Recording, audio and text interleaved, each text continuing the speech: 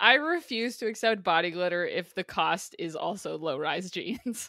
Oh my god. Oh, low-rise jeans. Them so hard. I hate them. Hi, welcome to Millennials Talk About Fashion in 2022.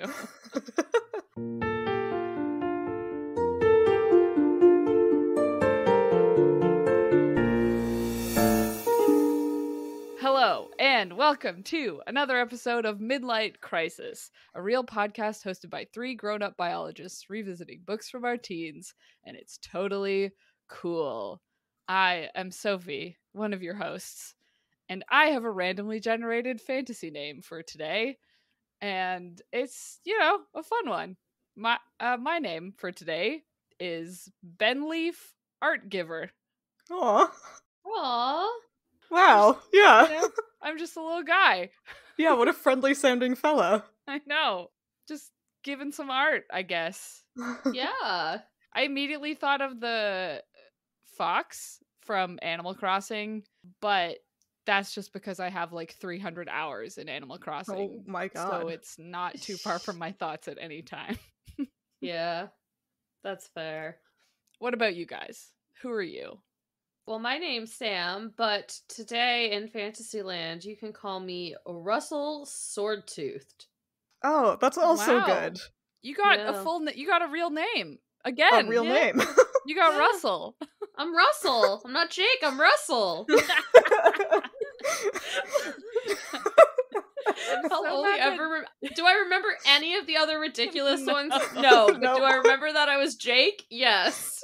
I'm so mad that Jake is the most memorable name we got out of this fantasy generator. Yikes. The absolute worst. Yeah. Wasn't it like Jake Godhaver or something? It was God's cloth. Oh yeah. Yeah. But today it is Russell Swordtoothed. Wow. I mean, that's also very so do you have good. like swords for teeth? Like little tiny ones? Maybe my teeth are just like made of iron. Oh, I'm like Ooh. the Iron Teeth Witches in Throne of Glass. Except Oof. I'm a dude. Russell could be a girl's name. It's gender inclusive here, so Could be anybody. I Could be can be anybody. whatever I want. You're like those deep sea worms that have the metal jaws. Oh, Yeah. yeah. Yeah. Or you're like a feathered dragon, so you rustle when you fly and your teeth are as sharp as swords. Oh, yeah. That's I pretty think good. Russell is such a good name for a dragon. Russell. Wait, is it? I thought it was Russel. Yeah. Yeah. Okay. Yeah, but it's a homonym. It's like a joke Mm. name. Oh, it's a pun. Sure. Yeah, that's the one. It's funny. It's a punny name. I've just known so many Russells who were just like the dudest of dudes that I Yeah. cannot imagine it as a dragon. My name is Hannah, but for the purposes of today's podcast, you can call me by my randomly generated fantasy name, which is Freer Heartseer. Aw, what a good name. Freer Heartseer. I like Freer that. Heartseer. It's Freer with 3 E's. Oh, God. Freer Too many Heartseer. E's. Wow. Heartseer is like a fantasy ass name. That's a yeah. good fantasy name. I've for read sure. a book that has that in it, surely. If you haven't, someone's been slacking. Yeah, I don't know who, but someone for sure. probably Mercedes Lackey, given just the sheer amount The of books of volume. hers I've read. Uh-huh. Anyway, that's me, Freer. Hi, Freer. Freer, Russell, and whoever you were. Benleaf? Benleaf. Benleaf. Ben Ben, Russ, and Free. Freer. Anyway, let's talk about the chapters we read instead of just making random sounds that we find funny. The chapters we read this week were Trail of Oil and Worshipers of Helgrind. I was gonna make that joke. Oh, sorry. So yeah, why don't you guys tell us what happened in Eragon, the book Eragon that we're reading, by the way. Yeah. The book that we're reading, that's called Which is Eragon. It's Eragon. Yeah, it's Still. Eragon. With the character named Eragon, who, guess what, wakes up with a hangover. Whoa! And we learn that the apparent hangover cure, as to Brom's expertise, is copious amounts of hot tea water, and then all washed down with brandy. So, Sophie, boy. that's pretty friendly for you. It is. Okay, so then after we learn that, our two companions now head off to search the city for clues of where the Seether oil may be in the city. Both discover that the oil arrives in a warehouse somewhere, but Brom takes things to the next level and impersonates a bard to get into the castle and then find out more information. And I just gotta say, we're probably going to talk about it later, but the scene that he described was just... We'll get into it. Anyways, turns out that two slaves come down to deliver or the oil to the castle, or like something to do with two slaves. So Eragon comes up with this great plan where him and Brom will then impersonate those slaves and find the Rizak, because of course nothing could ever go wrong with that plan. No. Eragon then relays this plan to Saphira, and at the end, he says he wants to visit Carvajal, which is fair, and Saphira responds in the most non-sympathetic way possible. #rude. Like, just didn't leave a good feeling in my heart. So, anyways, what happened in the Worshipers chapter, Hannah? Well, in Worshippers of Helgrind, Brom leaves a note telling Eragon to go explore Drasleona and to stay out of trouble, so Eragon goes and promptly finds trouble. He encounters a slave auction, which makes him rightfully upset, and then ends up at the cathedral to Helgrind. He goes inside and kneels at the altar for some reason, and when he gets up, both of the Rizak and a contingent of soldiers are waiting for him in the door. Eragon manages to escape and warns Saphira and Brom. They make a hasty escape from the city before it locks down around them, both Brom and Eragon conspicuously using magic in the escape. And they meet up with Saphira to hit the road. There's another storm, and then they finally stop for the night. Eragon is suddenly hit from behind, and the chapter ends on a cliffhanger as he's knocked out. Oh, dang. So, Dun. dun dun dun. Drama. I was so mad that I couldn't just read the next chapter. Yeah, me too. I always, when I finish going through everything, because at the end we like guess what happens next, I always immediately go read the titles of the next two chapters, and it was like the hardest thing for me to do, to not just like dip down and check what the like lines were on the next chapter. I was like, don't do it. Just the chapter title. Yeah. I think I read the first like couple of words of the next one, because I was like, oh, and he was just waking up, and then I was like, no, don't. No, don't do it. Don't do it. You're right. Eragon waking up at the beginning of a chapter is not a spoiler. No, it's not. Especially when he's unconscious at the end of the previous one. Some good times in these chapters. We should start at the beginning instead of at the end, but it was, a good, like, dramatic ending of the second chapter. I was like, so dramatic. I do have to know what's going to happen next. Yep. Well, to go back to the beginning, I really feel for Eragon here. Hangovers suck. But like at 15, like I feel like it took me a while until I started getting like actually really bad hangovers. Yeah, I feel like he probably shouldn't even have a hangover. It's not like he was falling down drunk the night before. He was still coherent. I guess it was like his first time. That's true. Being drunk? I assume so. I assume. Yeah. But I feel like it was only once my like mid to late 20s hit that I was like, what? You mean I'm gonna wake up and can't like recover immediately? Dang. Yeah. Bummer. So rude. Well, did you try hot tea, ice water, and brandy? Maybe that will do it. You know, I've never tried the brandy. I feel like the other two are like 90% of your consumption in a day anyway. Yeah, like pretty much the only thing I do is already hot tea and ice water. There you go. You've done it. I've done it. I don't drink very much, so I'm not that experienced. But isn't a hangover mostly dehydration? So like tea and water would probably be a good cure? Yeah. I think as long as it's caffeine free, even though Oh yeah. I think caffeine isn't technically supposed to be good for a hangover, but I still need it. But it still is a requirement. I mean, I feel like you gotta counteract your alcohol depressant with a caffeine stimulant, right? If you're gonna be consuming all of these Sure. liquefied, legalized drugs. It also Yeah. doesn't say that they like eat anything. And like No, it that doesn't. is probably the most important part. Yeah. But you know, whatever. Oh man, though, to be 15 and have young hangovers again. Ugh. Not that any of us were drinking at 15 because that's illegal. I No, literally it's fine. didn't drink at 15 because it was illegal. I don't know if you know this about me. I'm kind of uptight. What? I follow all the rules all the time. I don't know that the illegality played so much into it as did the fact that I was just not cool enough. There was also that. Did I even have friends when I Cool was enough to 15? I drink? don't think No. so. Anyway, the book Yep. that we're talking about. Okay, I feel like this is gonna be a weird thing that I just take exception to for the rest of the book. Uh-huh. So they leave the inn or wherever that they're staying and they walk past this like fancy man's house. Uh-huh. And he's got like a courtyard with mosaic mother of pearl and the walls are inlaid with gold and there are statues with incense. And I'm like, religious statues? Like holding incense? To what religion? I mean, they're in Draciona, so probably to Helgrind. But then wouldn't the statues be of Helgrind?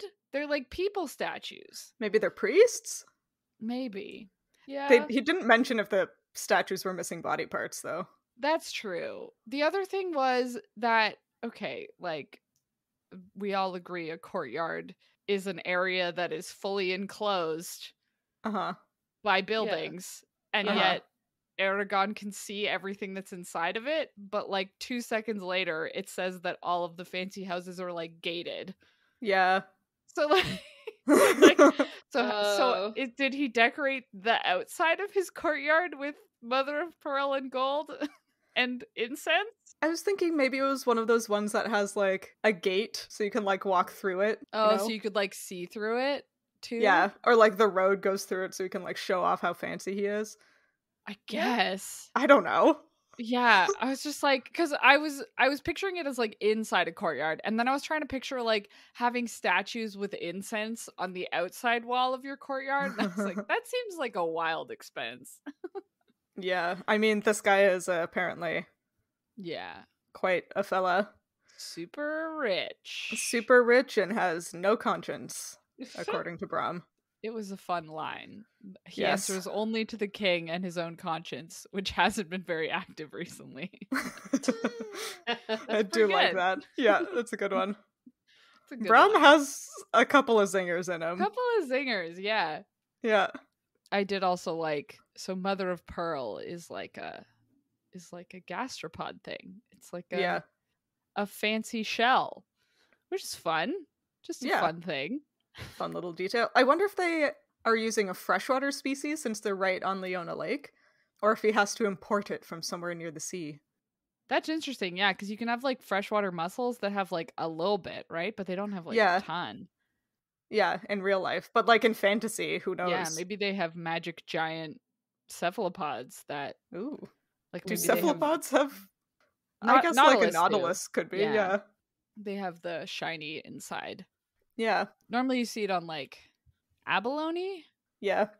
I looked up nacre, that's what it's called. Okay. As well. Sure. Yeah, and it's like essentially the same thing that pearls are made of. Pearls are it's on the outside, and then shells it's on the inside, Mhm. kind of thing. And I'm gonna try and describe. There's like a schematic of the microscopic structure of nacre layers. Okay. Oh. It's like someone just like wildly scribbled all over a page and then just put like parallel brown blocks on top of it in like you're writing a letter and it's all been censored out. It's just like the most ridiculous. It's like What? I think it's a Twitter account and I don't remember the exact name, but it's science diagrams that look like posts. Yeah. It looks like it belongs on that account. Yeah. It's just, yeah, like brown blocks all stacked like a brick wall, and then just someone's wildly scribbled in between all of them. That's very strange. That's just science. I mean, if I've learned anything from being back in academia, it's that like regular scientists are often expected to just make their own diagrams. Like, you're not given like a budget for like an artist to do stuff, which is what you should do. So like, yeah, I would have to do something like this if I was talking about Nacre in a paper. Yep. Like, I'd make it look terrible. The amount of PowerPoint figures I have made my God. Embarrassing. I am not artistic in the slightest. Me neither. The thing that's getting me with this diagram is that the rectangles don't all have the same line weight. Yeah, I know. Which is really bothering me. Confused by so what I'm annoying. looking at. It's just the worst. It's terrible. Anyway. I hope we remember to tweet a tweet picture of this. Otherwise, it's going to be real Ugh. confusing. Surely we'll remember.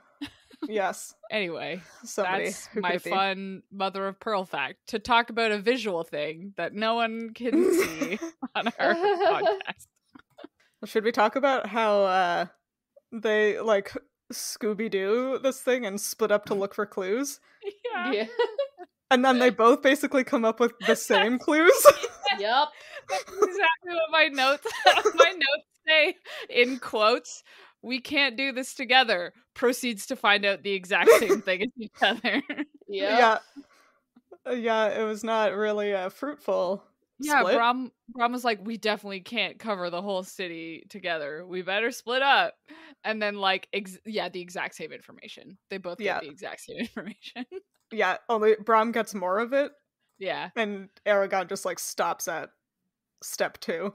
Yeah, it's funny that like, I don't think I normally see in like fantasy novels for things like this where the main character isn't the one who like does stuff. Eragon doesn't really do things. Stuff happens to Eragon. Yeah. Stuff happens adjacent to Eragon. Yeah. He doesn't have main character energy. Brom does. Yeah. Brom has so much main character energy. Saphira could have so much main character energy if she got like any screen time. Yeah. True. The book about Eragon is definitely like a teen novel. The book about Brom is like a full 800-page fantasy series. Okay, but imagine... Okay, but why do I want that? I want that so bad. It would be so funny because he's so cranky. Yeah. I want the like 4 books of just in between where he's just living in Carvajal waiting for something to happen. Yeah. Okay, we need a Midnight Sun of Eragon, where it's from Brom's perspective. And now that Paulini is an adult, he could like... after we were betrayed by Midnight Sun, we're over here being like, you know what actually is a good idea? Midnight Sun. Fool me once, but I haven't been fooled twice yet, so... Damn, yeah, I would love a book in Brom's internal monologue. It would be so funny. Only if it was actually different information. Yeah. I don't want to read this same book again. But from Brom's perspective, with no... of course you would. You would, yes. You want the book from Saphira's perspective to get the exact same thing. I do want that. Yeah.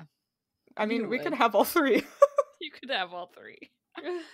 That's what I'm gonna do when I become a famous writer for writing an extremely mediocre YA book. I'm going to do what Stephanie Meyer did, but instead of writing the same book 3 times, I'm gonna do it 4 times. Whoa! It's gonna have 4 main characters, and they're each gonna get to tell their story. Well, the nice thing about like being someone who understands that there are more than 2 genders is that you can do like 8 different gender bends. Whoa. That's true. You could do like infinity gender bends. Yeah. I mean, even if you like stick with binary genders, there's also different sexualities. Like, what if it's Twilight but everyone is gay? Okay, but then it's not the same plot. It can still be the same plot. It could be There's no reason Edward. I see what you're saying. There's no reason Edwarda can't be a You do, very like, a half thirsty gender 100-year-old. bent. Yeah. Okay. You can do Edward is different now combinations. Edwina. Edwina. because That's what her name There was. is now an Edwina in mainstream television, so it is completely appropriate for Edward to be named Edwina. I'm Amazing. so mad that we're talking about Twilight again. We can't escape it. We can't escape it. Do you want to bring us back on track? First, I need to say that at my lab where I currently am working, I've been parking in like the same spot for the past couple of days, and the person who parks beside me has a Jeep Wrangler, and every time I see them, I'm like, ooh, vampires. That's like, I'm in a crustacean posting group on Facebook, obviously. And Obviously. one of the things that gets reposted most frequently is that post about how a lobster is more aerodynamic than a Jeep Wrangler. Oh my god. Wow. There's just apparently a lot more Jeep Wranglers in the world than Now I that thought you're- before we read Twilight. Yeah, now that we're looking for them, we can see them. Do you Yep. have an anecdote you want to share about how your daily life reminds you of Twilight, Sam? I had my blood taken today. That's a great point. That's even more Twilight adjacent than our Jeep Yeah. Wranglers. Yeah. Yeah. Okay. Get well soon, Sam. Yeah. Thanks. Did you hear that Galbatorix is going to visit Drasleona in a week, and it's the first time he's left Urubane in over 10 years? What a coincidence. Yeah. Damn.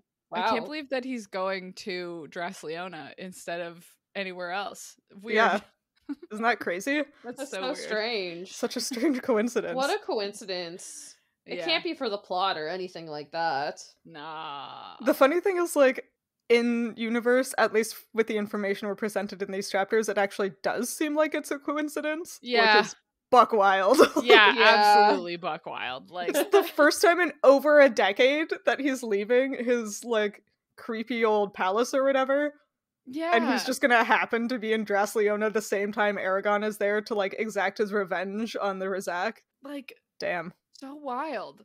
It is wild. Yeah. And like they're just like, dang, that's happening. Well, guess we better keep staying here for a few more days and doing stuff. It's like, Yeah. no, maybe you should leave. Maybe you should leave. I love that the reaction is like, oh, well, we should kill the Razak quickly and then leave. And I'm like, yeah, that'll save it. Uh-huh. That'll do it. That will make sure he doesn't get there even faster. Yeah, it's like, oh yeah, you might have been able to just leave and he would have been none the wiser. Yeah. But no, if you, like, kill his Razak 2 days before he arrives on yeah. his, like, ancient dragon. Yeah, with very flamboyant magic. Yeah, they're, like, no matter what they do to kill these Razak, it's gonna be obvious, I'm sure. Yeah, well, especially because Brom says we don't want to be within 20 leagues of him. And it's like, is that like a range thing? Does magic work for like 20 leagues? He's just so fast that they need Yeah. at least a 20 league head start. I guess so. Like, it I mean, would his make dragon's sense. over 100 years old, right? Like, his dragon's probably huge and fast. Yeah, well, it would like make sense if we hadn't established that Saphira goes basically the same speed as the horse. Yeah. I did just do very quick math. Oh, yeah? 20 leagues is like how much a horse can go in like a day. Oh.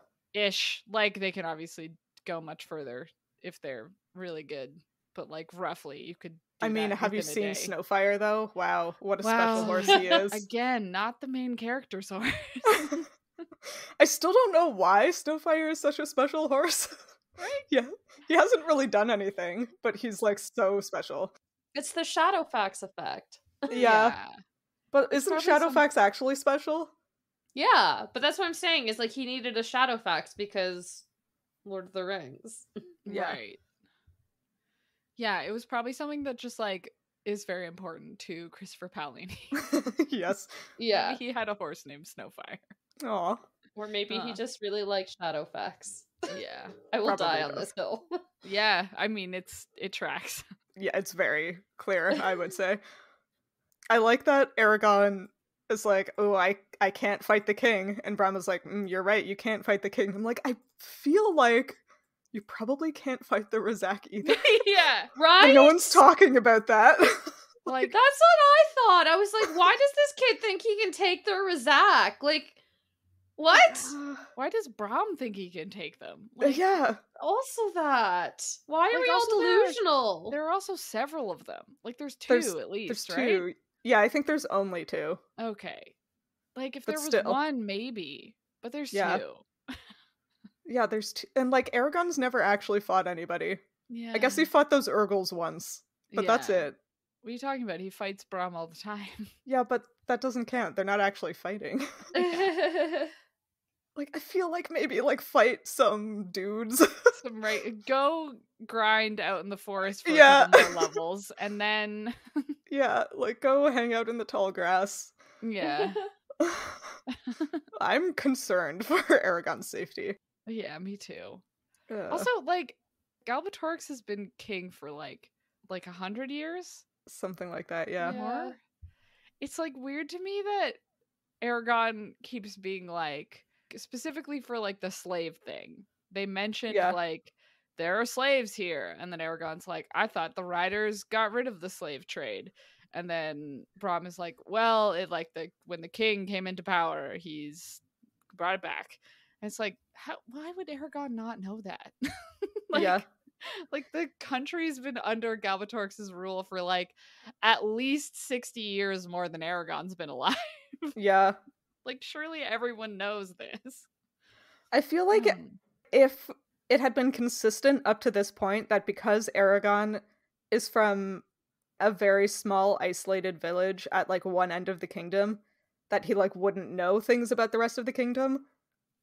Like, I could get behind that, except that hasn't been the case. We talked about when they had the map out, he was like pointing at all these places and he knew all of these things about all these places, and like he knows about Serta, which is the distinct country to the south of them. Yeah. So like there is no continuity of Eragon being ignorant, but then also there's things like this. Yeah. And it's weird that like the first thing he thinks is like, I thought the riders got rid of the slave trade. Like, in a country that is ruled by someone who like usurped the riders, that sort of information should have been like raised from history. You know, like that shouldn't be something that people know. Mm-hmm. It's fine. Wild. Yeah. I also, Sam kind of mentioned this, but yeah, like right before that is Brom talking about how he like snuck into the palace and sat in the servants' quarters and wandered around and got all this information and then got out and was like, now I know everything. Yeah. Crazy. Like, did you just imagine like Brom in this like bard getup and just like I just envisioned this absolutely ridiculous scenario where he's like at a feast and just like being ridiculous with like women all over him. Like, I don't know why, but this is what my brain thought of, and I think I just put it together in my head. I think it's because that's like what I saw in The Witcher with Jaskier. So I was just basically imagining Brom as Jaskier. Anyways, there was quite a visual. Like when I read that, I was just like, I don't know why, but I just imagined Brom being like a seductive bard with women all over him. I don't know why. It's his bushy eyebrows and bushy beard. Gets all the ladies. Gets all the ladies. I will note I read this before blood was taken from me, so I was in my sane mind, but and that's still what it came up with. I mean, that's fair. Yeah. It was just weird to me that like that's like not an insignificant event to take place in a book that just like the main character was not present for, or like the audience was like, I might just be biased because I'm reading a series about bards right now. Like the main characters are all bards, and literally both books have like chapters upon chapters of them sneaking into a palace to like listen to what the servants are saying and then figure out how to break in after, and it's like so much time. And it was just like, it's weird that this was just one paragraph. It's like when they cross the spine, right? Yeah, that's like not important. You were just in the palace. Yeah, you just got in there and like that was fine. And especially, like, I'm assuming this is, what's his face? Like, the fancy man's, Marcus Tabor? Yeah, Marcus Tabor. Yeah, and it's like, they kind of talked about how cool it was at the beginning of this chapter, and I was like, man, I kind of wish we got to see how cool it was inside. Yeah. Nope. Only Brom. Only Brom. I mean, Brom doesn't care about how cool the palace is. He just needs the facts. Yeah. And the facts are that some Earl has 3 mistresses who all live in the same wing of the palace, and also that the Seether oil gets taken to Helgrind every time there's a full moon. Yeah, which at least is wild useful. that Yeah. the servants know that. Yeah, and they just like chat about it. Yeah, especially because like the people who like the slaves who take the oil are murdered as soon as they get there. Yeah. I guess to keep it a secret. But then all the servants know. I mean, it's very common in any fantasy or even historical romance or historical fictions that the servants know everything. Like, that's a very common trope for him to play into. So I'm not really surprised, but I'm more surprised that they weren't caught sooner, because these two were not being conspicuous at all. Like, they were just definitely not inconspicuous. Or, you know, words. Yeah. The one where they're sneaky. They weren't sneaky. They were not sneaky. I got kind of the vibe that it's like, again, speaking of tropes, like that one scene in The Curse of the Black Pearl where they're talking about the Black Pearl and it's like, oh, she does all of these things and never leaves any survivors, and Jack Sparrow's like, no survivors, so where do the stories come from? And I feel like it's that kind of thing. It's like, ooh, nobody knows, like they murder everybody so the story doesn't get out, but everybody knows the story. But everyone knows the story. How do they know? I don't know. Also, I love just that like I don't know if we'll get this in this book, since now Brom and Eragon had to run away. Yeah. But I actually want to know where the Rizak live in Helgrind. Me too. Yeah. Because it's like, ooh, they live in Helgrind, and I'm like, the mountain? Yeah. Do they just camp out on top of it? I don't know which chapter it was in, but Eragon does talk about that. He's like, they either live like in some like secret hidden base at the bottom of the mountain, or they live at the top of the mountain where only a dragon or whatever their evil Rizak dragons are can get to. Yeah. Like, how? Okay. Like, I assume it's the second, but like then I feel like that probably doesn't, like, I would imagine then why not just be like, oh, and this spooky mountain with a spooky castle on top of it, you know, like like they just live in like tents. I was guessing they live in like caves. Yeah, I guess, like, you know how in Minecraft you can like hollow out a mountain and live inside it, Sophie? Yeah, some people might do that. Some people might do that. I feel like that's what they're doing every time they play Minecraft. They might just pick a mountain and hollow it out. Yeah. I don't know. It's my lizard brain. Uh-huh. Your Rizak brain wants my you to live in a brain hollow... hollows the mountain out. Yeah. Yeah. It was just funny to me. Also, Saphira's like, oh, Helgrind. Of course they live there. A fitting place for them. It's like, you've never seen Helgrind. You've never seen it? Like, what have you even heard about Helgrind other than it looks spooky? Like, there's nothing. It's just a mountain. It's like, how would you know any? Like, Eragon doesn't know anything about Helgrind. Are you like having secret chats with Brom overnight where he gives you all of like the backstory and you don't tell Eragon either? Right? Like, or do dragons have that like kind of history memory where like they can like just remember stuff from their ancestors kind of deal? Because that's used sometimes in fantasy as well. Well, that's what I thought, but I don't think we talked about it in our last episode, but in the last set of chapters we read, I think it was the last set. It's hard to remember. Brom tells Eragon, who then tells Saphira, that her egg was initially like in Galbatorix's possession. Yeah. And she reacts with surprise and disgust that she was once owned by him. So you'd think if she had some kind of like cultural or like pre-birth memory, she would be aware of that, but maybe not.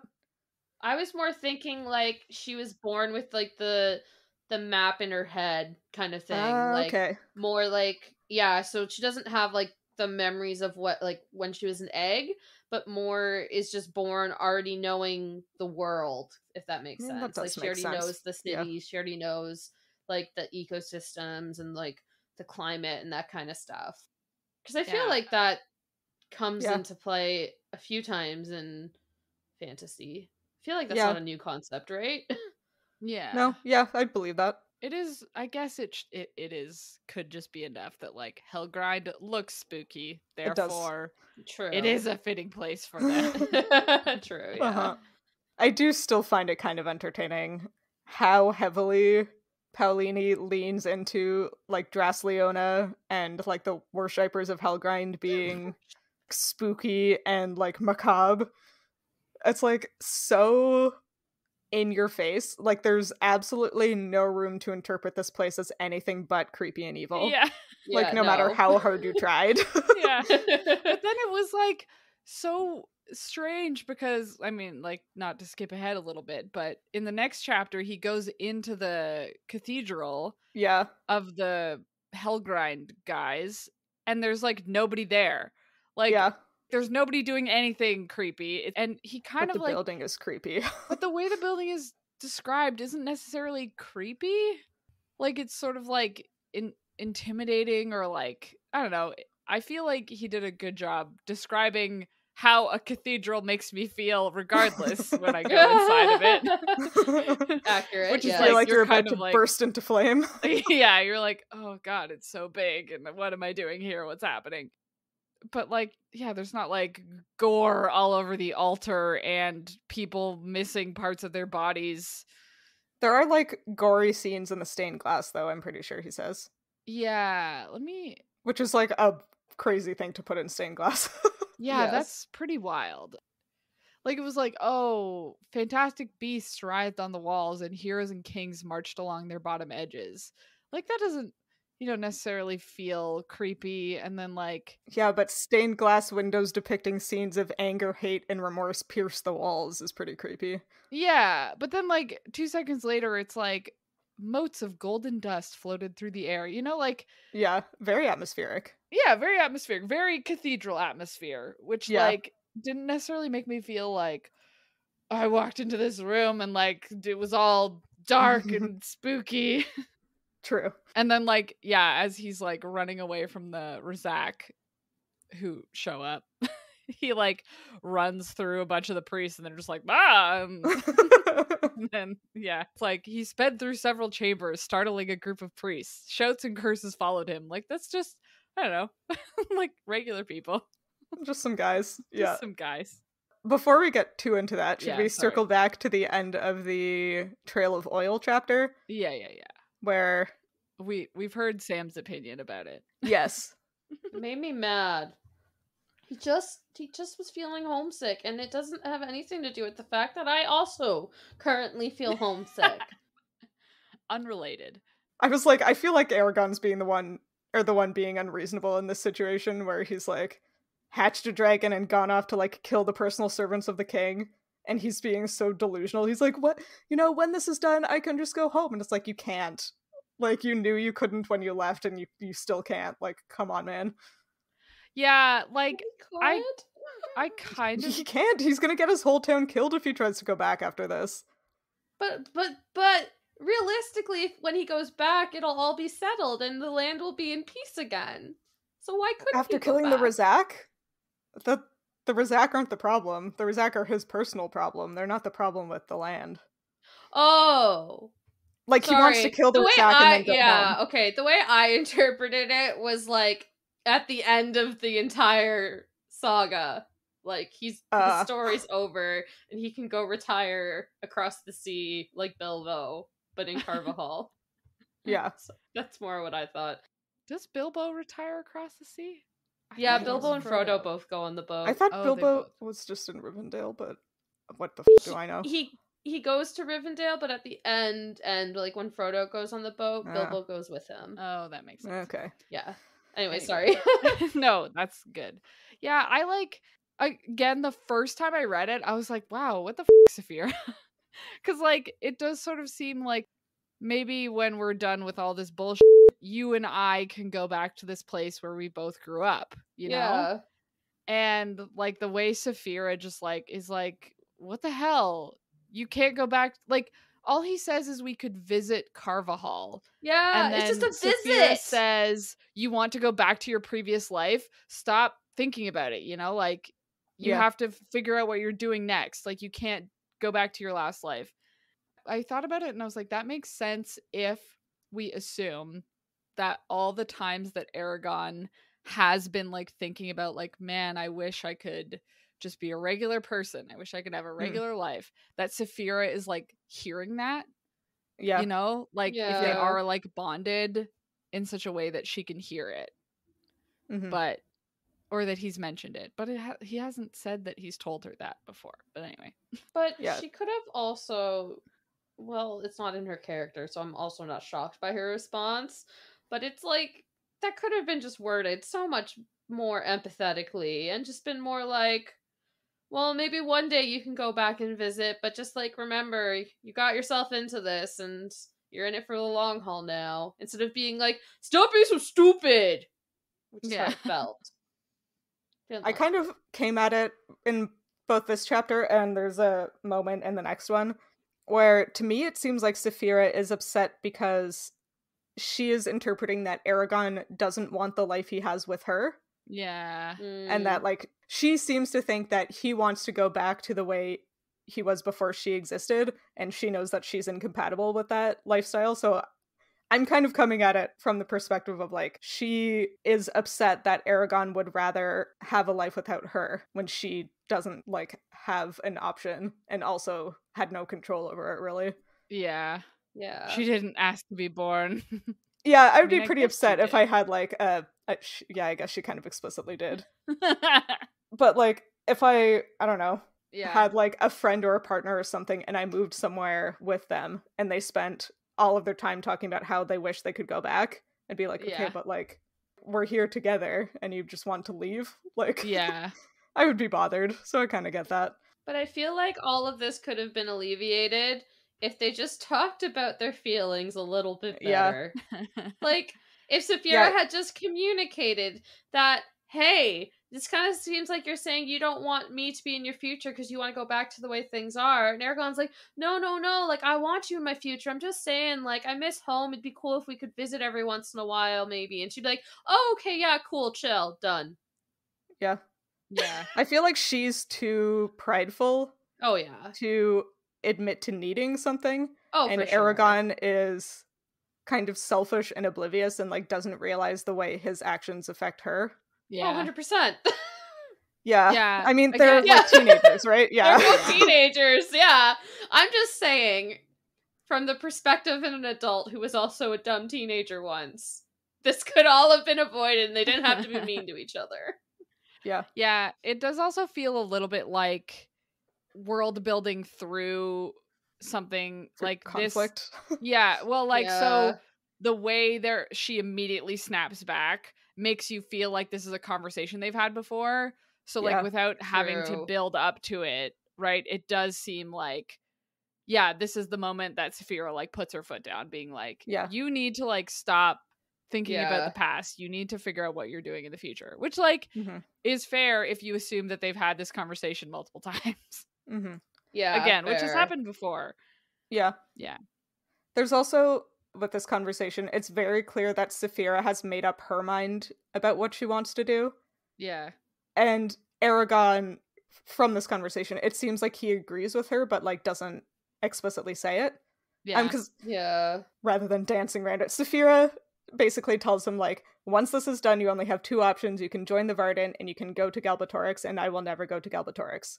He says, if I have to choose, you know I'll go with you to the Varden. Yeah. And she responds, yes, but sometimes you have to hear yourself say it. Yeah. Yeah. So it does kind of feel like she's made up her mind and she's annoyed that he either hasn't or won't commit to it. Yeah, True. especially if it feels like they're in this partnership, but Eragon hasn't decided yet that he wants to be like a quote unquote hero. Yeah. Right? Like he hasn't yet decided. There's like a couple times in this I guess the next chapter where he's like, oh, if I fight back against Galbatorix, I can get rid of slavery. And so it's like, it's clear that he's still undergoing the process of deciding that he's not just in this to fight the Razak. He's like going to try and make a bigger change. And so Saphira's probably like, I'm already there. Yeah. Well, it must be so annoying for her that she has no choice, really, because, like, she's a dragon. Yeah. Just by Yeah. existing, she has to be either aligned with or against the Emperor. Yeah. What's his... He's not an Emperor. He's not an emperor. Galbatorix. Yeah, Big the king. king, or The the big king. Whereas, like, Eragon had a life and therefore still entertains the possibility of a life where he isn't just, like, a weapon. Yeah. So it's definitely, All conflicting kinds perspectives. Yeah, all kinds of interesting ways that the characters could grow that I wonder if we'll see. Yeah, I don't trust Paolini's ability to, like, work out the nuances of those No. viewpoints. 15-year-old Paolini, at least. Yeah, There's he could no probably way. do it now, but Yeah. 15-year-old, I don't know. Who knows? But so many possibilities. Anyway, should we move on to the second chapter? The second chapter. I mean, we've touched on so Yeah. many parts of it already. Yeah. Okay, can I tell you my favorite part of this chapter, by which I mean the stupidest part of this chapter? Yeah. They are staying in an inn, like, trying to be, like, discreet and not draw attention to themselves. And Eragon wakes up after Brom has left, and Brom has written a note on the wall in charcoal, which is bizarre enough on its own, but the note says, Eragon, I will be gone until late tonight. Coins for food are under the mattress. Explore the city, enjoy yourself, but stay unnoticed. Signed, Brom. So, Yeah. why, like, why did you have to address and sign this note? Like, yeah. nobody else was gonna be in this room. And And like we've established you can both talk to Saphira. Just like tell her where you're going. or just, like, at the very least, just, like, write it on the wall and don't advertise Eragon and Brom are here. Yeah. Like, what if, Oh my I don't know, a housekeeper walks in and is like, huh, Eragon, what an unusual name, and, like, yeah.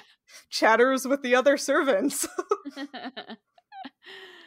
I also like immediately Ridiculous. like the second part is like he adds a postscript being like avoid the palace, don't go anywhere without your bow. And Aragon's like, dang, I wish I didn't have to go armed all the time. And I'm like, you're in like a medieval fantasy book. Yeah, Everybody has to go armed all the time. Like everywhere. all the time everywhere. Uh-huh. Well, he was, like, a hunter in his pre-Saphira life. Like, are you not used to walking around with your bow everywhere you go? You, like, lived in the spine for weeks with just a bow. Oh, what a ding-dong. Anyway. Ding dong. These guys are Yeah. both idiots. They're both idiots. It's infuriating, but also sometimes very funny, Yeah. like in this moment. Like I'm in the this wise old mentor. I'm gonna write on the wall and sign my name. Like, you fucking idiot.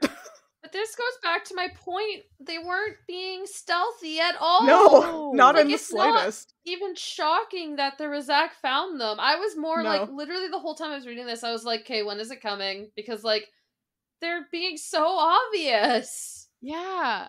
Yeah, It's wild. It's so a wild crazy. time. They need to learn how to be a rogue. They need to take Yeah. lessons from me. From you specifically. From you specifically, Sam. From me Yeah. playing a rogue in a fantasy game of role playing. Uh-huh. Yeah. Uh-huh. I also liked that, like, 2 seconds after he reads this note, he then immediately almost goes and does something stupid. Yep. Yep. Like, fair. Aragon is like, he goes to the market or whatever and sees, like, a slave auction, and he's like, F this, and Yeah. immediately is about to cast magic to free them. And then he's like, well, It's like, they wait a second. wouldn't get away anyway, and then they would immediately know I can do magic. Yeah. He did manage to stop himself, so that's Yeah. progress. I will Progress. give him points for that, yeah. Yeah. Yeah. Kudos to him being like, hold on.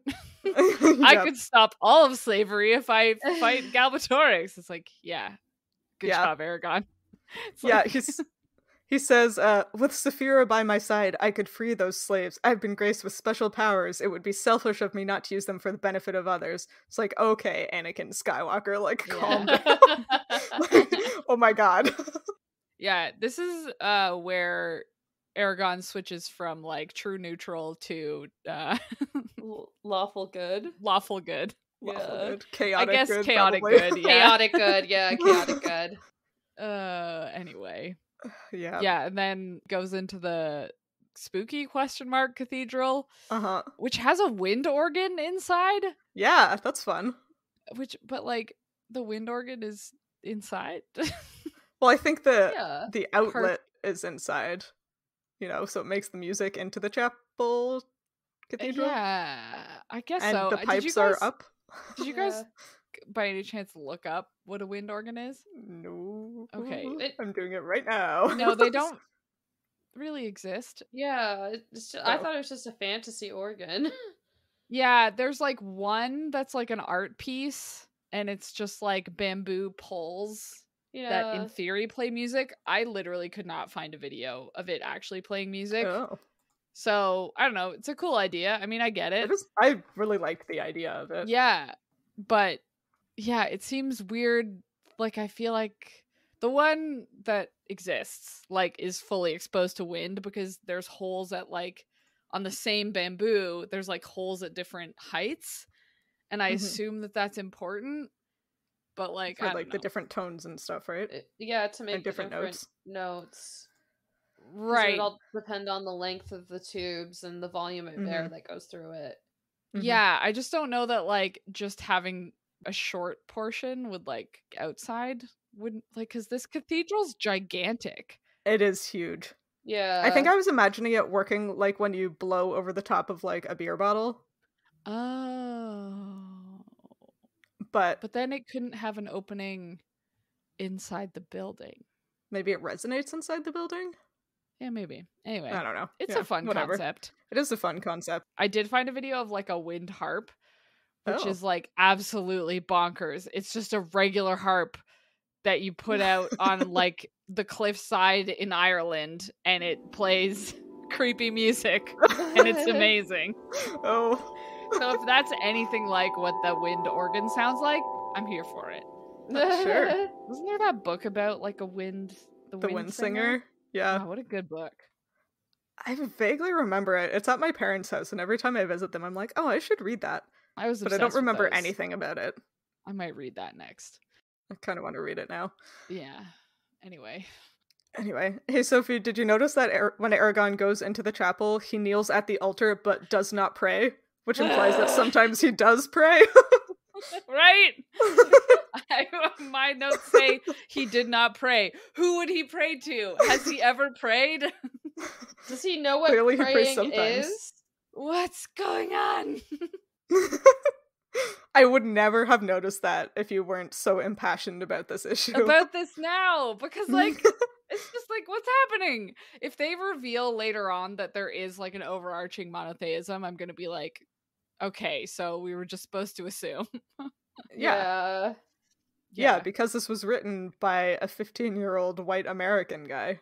Yeah, just very strange. Maybe it's like, maybe this book is kind of like, you know how the Golden Compass got, like, banned everywhere because it's about a guy who just is so mad he decides to go to heaven and fight God. And they were just like, you can't fight God. This is Christianity. And so maybe it was the same thing where it was just like, you can't put any you gotta take indication of the God, because if you acknowledge it, someone's gonna be mad about it. Yeah, maybe. Listen, we Christian folks are real sensitive about people killing God because they did that once and we based an entire religion around it. Whoops. Isn't it God's son? Yeah, but it's not tripartite. I'm too much of a biology. It's like a tripartite God, so he's both wholly human and wholly divine, and he's one part of the whole. Oh, got it. Listen, if you did 12 years of Catholic school, I would know. Sort of remember some of this stuff too. Yeah, I probably would. Yeah, because they do that in Percy Jackson too, where, like, they have, like, I remember seeing Rick Riordan write about it, where he's just like, yeah, we can talk about the Greek gods by implying that they're, like, slightly below, like, being like, yeah, there might be a creator of everything. We don't know. Anyway. It's a mystery. Yeah, not even the gods know. Wow. Yep. Okay. Anyway, religious stuff baloney aside. There was Zach appear for some reason. Somehow. How did they know he was there? The servants. But how did they know he was in the cathedral? I don't know. The servants know everything, guys. That's true. The Such a servants good do know point. everything. Like, the only thing I can assume is somebody was spying on Brom, because that's what Brom says. He's like, someone must have decided Yeah. my questions were suspicious. And then maybe they followed him back to the inn. Mm. And then the next morning, someone followed Eragon. Yeah, I believe that. I kind of just thought that they were probably magicked. being watched as soon as they got to the city. Yeah. And I feel like the Razak kind of just knew they were there that whole time and were just like waiting for a moment where Eragon was by himself. Like, oh, I don't know. I kind of felt like, again, they weren't being sneaky or stealth at all. Like, they were being pretty fucking obvious that they were there. And it's like, these Razak are not stupid. They've proven that they're pretty ruthless. They know what they're doing. They're these terrifying creatures. I feel like they knew the moment that like they entered that city, and they were just like waiting for the right moment, because like they were prepared. They had an army, not an army. that's a but good like, point. They had a bunch of soldiers. Yeah, They had, you'd like, a think bunch of the right soldiers with moment would them. have been when Eragon like had his back turned and was kneeling in front of the altar, like moments 100%. before. But I guess it's not very dramatic if they just like Yeah. shoot him through the back of the neck or like, something. At Exactly. night when they were in there. Yeah, when they were drunk? asleep. Yeah. Yeah. And the Razak are stronger at night, so that would have made more sense. Yeah. Okay, so maybe my theory is a bit flawed, but No, I think still it's a feel good like they theory. knew. I think Yeah. it's a good theory, yeah. I wonder if maybe they just like needed the time to gather the soldiers, or they wanted, maybe they didn't know there was another way out of the cathedral, or they didn't think Eragon would be able to find another way. Maybe they wanted to make sure that like Saphira wasn't there. Yeah. Like maybe they didn't. So maybe they were waited. like worried because like Saphira could destroy them probably. So I'm maybe sure, they yeah. like truly wanted to make sure like, okay, the dragon's like nowhere near, and then he's on his own. Okay, like let's just like follow him and then get a good moment. Then we'll give you the signal, like come down. And I feel like it was like pretty well planned and meditated by these guys. Yeah. Assuming the Razak are working for Galbatorix, because everything kind of points to that. Or no, they explicitly do, don't they? It's the Urgles that are kind of unclear at the moment. Yeah. Yes, yeah. It's likely, because Eragon is the only other dragon rider, that Galbatorix would want him alive. So maybe this is just where the Razak think it'd be easiest to capture him, because he's in this big cathedral. Saphira can't get to him. Brom He's isn't alone. there. Yeah. Presumably they thought he was cornered, otherwise why would they do it there? Yeah, I mean, I think it was that he magicked that door apart. That they were like, oh "Dang." yeah. Whoa. Yeah, that's true. Yeah, he like runs through the back rooms, smashes through a couple doors, gets to like a open courtyard, I guess. And like jumps for the wall. And then there's like a moment where he runs and jumps and holds onto the wall and is like hanging, about to pull himself over. And the next sentence is like, the Razak prowled into the garden, swinging their heads from side to side like wolfhounds sniffing for prey. But like a second before, like the reason he jumped for the wall is because the Razak pushed aside the door and came into the courtyard. So it's like, can they not see? Maybe they don't have very good vision? Maybe they don't have really good vision? It's weird. It is kind of weird, yeah. It was just a weird moment that I was like, did they not see him like run away from them from the doorway that they're in? Maybe it's like Paulini trying to establish them as more beast than humanoid. Yeah, maybe. It almost makes me feel like, because when I read this portion, I didn't think it was that they knew he was there, or not necessarily that they knew he was there from the beginning, but they were following him through like some kind of magical means. That would also make sense. Yeah, this section made me feel like, oh, they're like casting around for like the magic trail or whatever. Yeah. That would make sense. Yeah. I don't know. I think I interpreted that as that trope where when you like have somebody cornered, you slow down and you get all like menacing as you walk towards them. Oh yeah.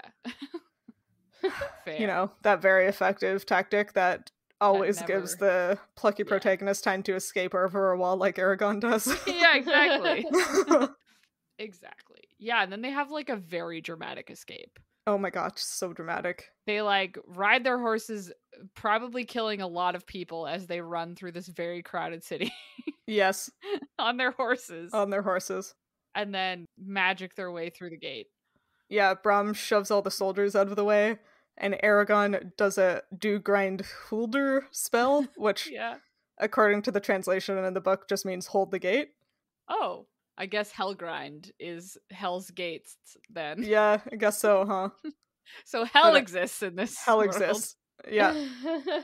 That means heaven exists. I mean, I was mostly laughing at the fact that Eragon preceded Hodor. But Hodor?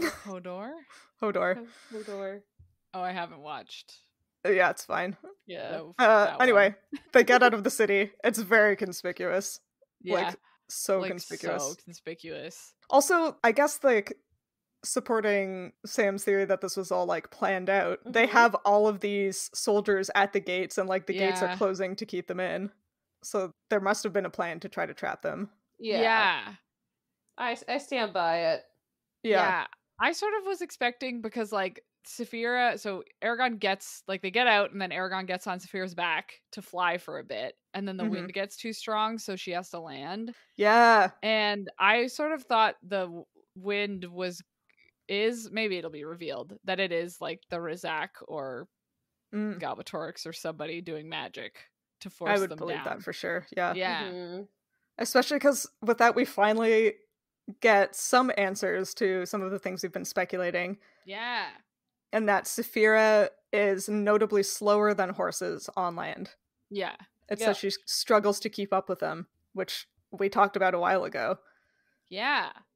I feel very gratified that something that we were speculating about, even in the vaguest terms, got some confirmation. Yeah. I don't know about you guys. That makes me feel pretty good about myself.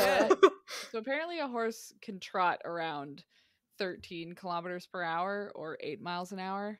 That's pretty fast, isn't it? Yeah. Yeah. But she's slower than them. She's slower than them. Even though she's I guess she's a hexapod, but on land she's a quadruped. Yeah. And about the same size. But she can't quite keep up with them. Cannot. Dang. And trotting is not the fastest horse gait. No. I don't know why that's the one they chose during their escape. They're maybe all right, post. Well, it was only once Saphira landed, so maybe it was just That's because true. she's too slow. Yeah, it could be. Yeah. They started going faster, and then they look behind, and Saphira was basilisk running, but going very slowly. Yeah, miles behind them. Yeah. Dang. Just trudging like a Komodo dragon or whatever. Trying to go fast, but just can't do it because she's so big. Oh, poor Saphira. Poor Saphira. She's so unhappy in these chapters. Yeah, very unhappy. Just miserable. Yeah, there's not a moment of her feeling any kind of joy.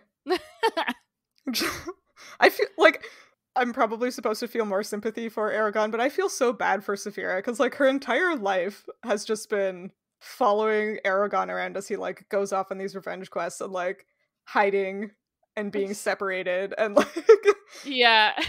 treated like she's not allowed to. I mean, she can't be seen by anybody except them. She's not allowed to interact with anybody but them. She can barely interact with them. Her whole existence is just trailing them at a distance. Yeah, just hide somewhere. That's so bad. Yeah. No wonder she's cranky. She's an isolated teenager. Yeah, she wants to go join the Varden because at least they would be able to interact with her. Yeah, it's she just Very wants to valid hang point. out with people. Yeah. I mean, it sucks Dang. to be either of them, but Yeah. Pretty much everybody in this book. Yeah. Sucks to be them. This whole thing is just terrible. Yeah. Well, the exciting thing about the end of this chapter is that Eragon passes out in a new and exciting way. Doesn't just fall asleep. Doesn't just Nope. fall asleep. He gets hit across the back of or they go to make camp for the night, and he thinks he sees something, and Brom was like, "What is it?" And Eragon's like, "I don't know, it could just be a," and then he gets hit on the back of the head.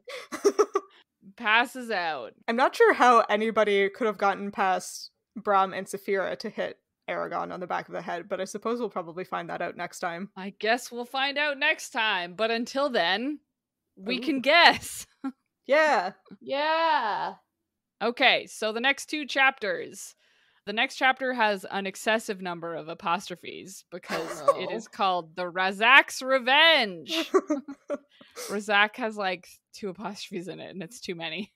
The double apostrophe word. Yeah. And then the one after is called Murtag. Murtag?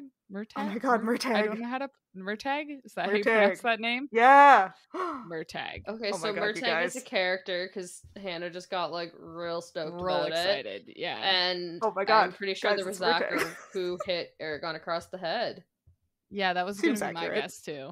Yeah. And they're gonna get some revenge, and then I bet you they're gonna try to like do something to Eragon and Brom and Saphira, and Murtag is gonna come save the day. Ooh. Yeah. This is my guess. Yeah, that sounds likely. That Oh sounds my god. right. I'm so excited for Murtag, you guys. Oh, I like how wow. Hannah's like, yeah, that sounds right, and full well knows whether it's right or wrong. I don't remember the details. I Okay. remember a little bit of Murtag from book 2, but pretty much nothing else. Okay. Okay. But I remember, as a kid, I was very into the sad boy characters. And I think is Murtag is a sad no. boy. Oh, now Oh, I'm no, having is this a sad boy? glimmering... I think he's a sad boy. Oh, or no. he becomes a sad I'm boy. screwed. Yeah, I'm you're gonna hav- love yeah. him, Sam. Oh, Or he's gonna be super shitty now that I'm not 13. yeah, that's a the good thing. point. I'm either gonna like love this character, or I'm gonna be like, no, go get f***ing therapy. I think that one, realistically. Yeah, it's probably but gonna I'm be that excited. one. Remember this God. moment when I inevitably Hate him in start 2 chapters. hating this guy's guts? Yeah. Yep. Amazing. Wow. Cool. Well, we got that all figured out. Let's talk about what else we're reading. Yeah. I am still listening to the audiobook of The Daughter of the Moon Goddess. Yeah, same opinion in that I haven't finished it yet. So stay tuned, I guess. That opinion of I haven't finished the book Of yet. I haven't finished it, but so far pretty good. And then I'm also reading The Eagle and the Nightingales, which is that Bard series I was talking about. Bardic Bird series. Some spoilers. I fully forgot. I told Sam this earlier. I fully forgot that this book, like, the series has like non-human sentient races, but they're like, and this is like horse people, and this is like lizard people, and this is a bird people, and like the romance in the book is non-human human. And I had forgotten, and now that I'm reading it, I'm like, this is a book for furries. We've done it. Finally. Finally, a book for the furries. All right. So if any of our listeners are furries, Yeah, it's a good book. Nice. Anyway, nice. Oh, what are you guys reading? Well, I'm still reading Bones of the Past and Winter's Orbit, but because I'm a mood reader and am in a certain type of mood right now, I decided to start Hook, Line, and Sinker by Tessa Bailey, which Sophie has previously talked about. It's a rom-com. It's great. I love it. And then today I decided to start The Girl Who Fell Beneath the Sea by Axio, which I'm going to check because I can't remember if it's YA or if it's adult, but it's basically... It's YA, yeah. Yeah, I looked. Okay, yeah, it's a YA fantasy. It's about a girl who sacrifices herself to, like, the sea god, and it's interesting so far. It's very whimsical, very beautifully written. It's kind of like a mix of a bunch of fairy tales all in one. Yeah, Sam said the word whimsical earlier today about it, and I like slammed on the put it on hold button at the library. Like, I was like, I'm here for it. I recommended it at the library because they didn't have it, and so then they finally got it. So I think I got it like first, and I think it just came out. Like, I think it's a new release, and it's really short too. It's, I think, 9 hours or so. Oh, yeah. So I got like halfway through it today because I listened to it very fast. But it's good so far. I like it. I didn't realize it was YA, which is good because a lot of the time you can realize things are YA just by how they're written. So yeah, I had to do a double check. So yeah, nice. That's me. How about you, Hannah? I finished reading a couple of the books I mentioned last time, which were Anxious People by Frederick Backman and Lords of the Sith by Paul S. Kemp. Both were very good. They were both better than I was expecting them to be. Nice. And I would recommend either if you are into the kind of books that they are. But I finished both of those fairly recently, so I haven't gotten too far with anything new. But I started the audiobook of All of Us Villains by Amanda Foody and Christine Lynn Herman. Yeah, which Sam recommended to me. Yeah. And I'm not very far in it yet. I just started it last night. But it seems like it's like a dark fantasy battle royale kind of vibe. Yeah, Does that seem right to you? Yeah, that's exactly how I would describe it. There's like some f***ed up stuff that happens in that book. It hasn't happened yet. Yeah, you'll see. Like there's two like really pivotal moments that I was just like, what the fuck? So I hope you like it. If you don't, that's okay too. But I hope you like it. I'm liking it so far. Nice. I assume that Alistair is gonna do at least one of the super f***ed up things, but I guess I'll find out. You'll find out. Actually, something I was listening to it while I was making supper, and I had to stop in like the middle of a paragraph. I feel like he's going to be asked to do something super f***ed up. I don't know if he's gonna do it or not. Dang. Yep. Other than that, though, oh my god, you guys. I was at the thrift store recently, and I found Tales of Del Toro by Emily Rada, which is a companion book to Del Toro Quest that I've never read before, because I've never seen it before, and I screamed in the thrift store, and I have it, and I started reading that. Wow. That's the other book I'm reading. So happy for you. So short, and it's just like a bunch of short stories that make up the mythology of Del Toro. Oh my god, that's I awesome. love that. More series should do that. Yeah, it's within the Del Toro books. There are like the Ten of Birdsong Tales and like the stories of Pyrrha and like the stories of Doran the Dragon Lover and stuff that all are kind of collected in the Del Toro Annals. Is that how you pronounce that word? Annals? Yeah. I've never known how to pronounce that word. I pronounced it anals until like high school. But it's like collecting a bunch of the stories from those, and it's like written as if these stories have been like curated by Joseph the Palace Librarian, which is just like so great. Oh my god. So good. It's so good. So I'm pretty sure that book's out of print, but if you can find it, it's real exciting. Worth it. And when does this episode come out? It comes out in May, which is totally soon from when we're recording. But in May, we are reading The City We Became by N.K. Jemisin for our Midlight Book Club. So if you want to join in on that one. This book has been on my TBR for probably 4 years. When did it come out? I've had it on hold for so long, and I just keep delaying it, and I'm so excited to finally read it. It only came out in 2020. You're not too bad. Okay, so in 2020, the minute it came out, I put it on hold at the library, and then have just been putting it off. Yeah, wow. I've also been putting it off for a while. I didn't even know it existed until Sophie brought it up. Yeah. It was just like T. Kingfisher kept releasing books. You know how it is. Yeah. You had to read 1800 historical romances every Christmas. Yeah, my December's just full up every year. Well, that's like a whole 12th of the year. Like, when else are you supposed to read a book? Yeah, exactly. Anyway, if you liked this chapter of Midlight Crisis, consider rating and reviewing us on Spotify or your podcatcher of choice. You can talk to us and find fun-related content on social media. We are at Midlight Pod on Facebook, Instagram, Twitter, and TikTok, and all chapters of the show thus far are available on our website, midlightpod.podbean.com, and on YouTube. Eragon and Brom are fleeing certain death, and we're pre-recording multiple episodes in a week to prepare for our 3 field seasons. So as Brom says, right now, we have to concentrate on staying alive. Oh. Equally serious situation. Equally serious. Us and Brom and Eragon. Equally likely to result in death, if I'm being completely honest. Yeah. I don't like to think about death when I'm going offshore, so I would like to stay alive.